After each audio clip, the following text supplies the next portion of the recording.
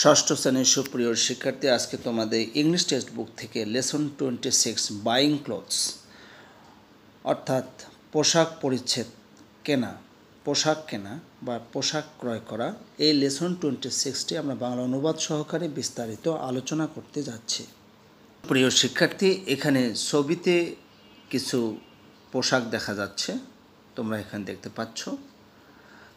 তো এখানে কোন ধরনের পোশাকগুলো রয়েছে তার নামগুলো এখানে দেওয়া রয়েছে। এখানে রয়েছে trousers, jacket, sari, panjabi, shorts, blouse আর টপ, পোলো শার্ট, ফ্রক আর dress, jeans, T shirt, salwar kameez এবং শুজ। বাংলাদেশে এই ধরনের পোশাকগুলো অধিকাংশ মানুষই পরিধান করে। সুপ্রিয় শিক্ষার্থী, এই পোশাকগুলোর সাপেক্ষে একটি ডায়ালগ রয়েছে। এই ডায়ালগটা আমরা এখন পড়ব। প্রথমে পড়ে নিচ্ছি আমাদের জন্য নির্দেশনা কি দেয়া রয়েছে। Mrs Urmila Karim is going to buy some clothes for her son Imran.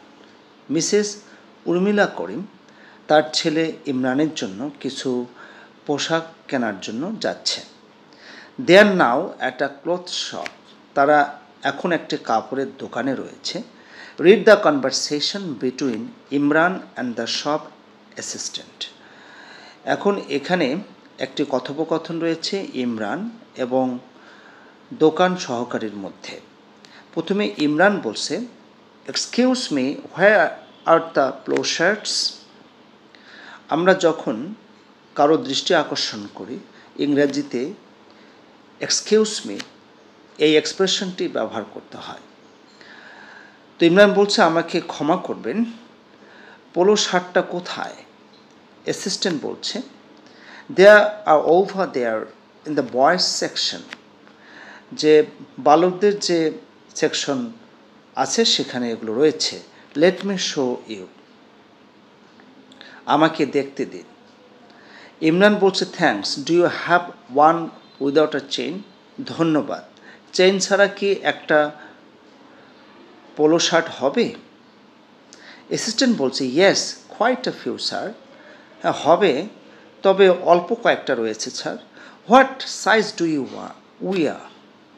যা আপনি আসলে কোন সাইজটা পরিধান করেন? ইমরান বলছে, মেবি আ মিডিয়াম। মিডিয়াম ধরনের হতে পারে। অ্যাসিস্ট্যান্ট বলছে, here you are, this one is in medium size. হ্যাঁ এখানে রয়েছে এবং এই পোলো শার্টটা মিডিয়াম আকৃতির। ইমরান বলছে, a medium, but it's too big. Medium কিন্তু এটা তো খুব বড়। অ্যাসিস্ট্যান্ট বলছে, how about this? This is small. এটা কীরকম বলছেন, এটা ছোট। ইমরান বলছে, yeah, I think this size is okay. হ্যাঁ আমার মনে হয় এই সাইজটা আমার জন্য হবে। Do you have it in a different colour? আচ্ছা আপনার কাছে কি অন্য কালারে রয়েছে? অ্যাসিস্ট্যান্ট বলছে, what colour would you like? আপনি কোন ধরনের কালার পছন্দ করেন?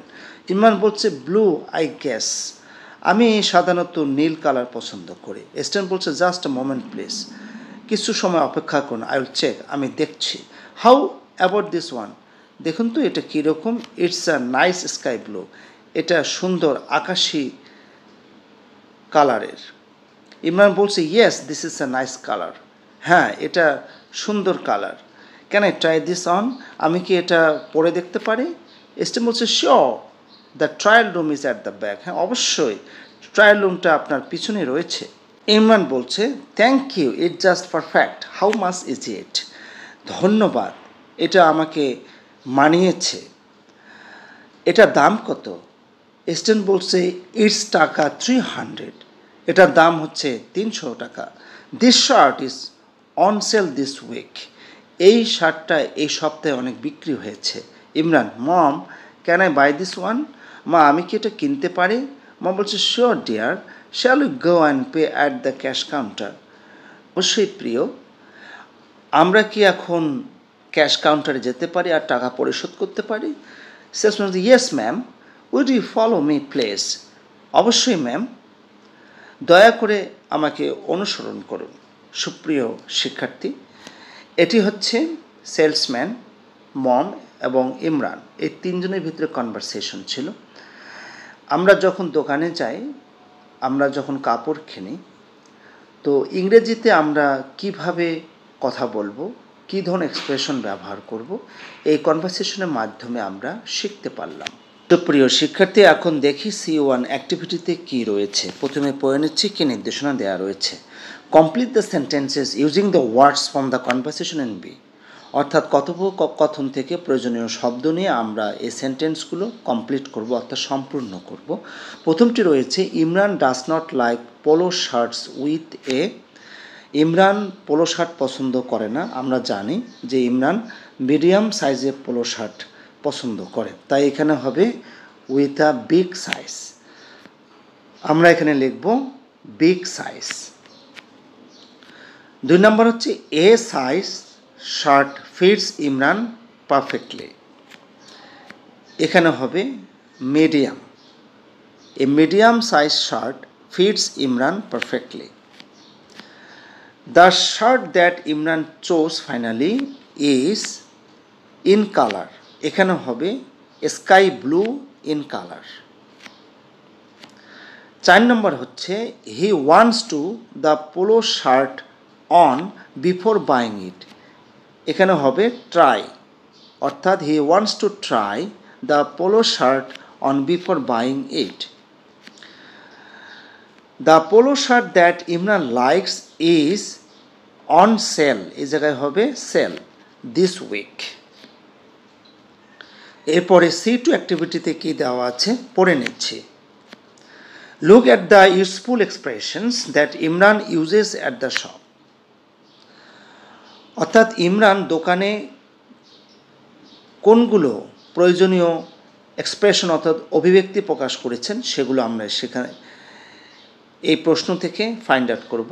Use the words below is incomplete sentence to make a complete sentence. তো প্রথমটি রয়েছে excuse me where are the, এটা হবে পোলো শার্টস।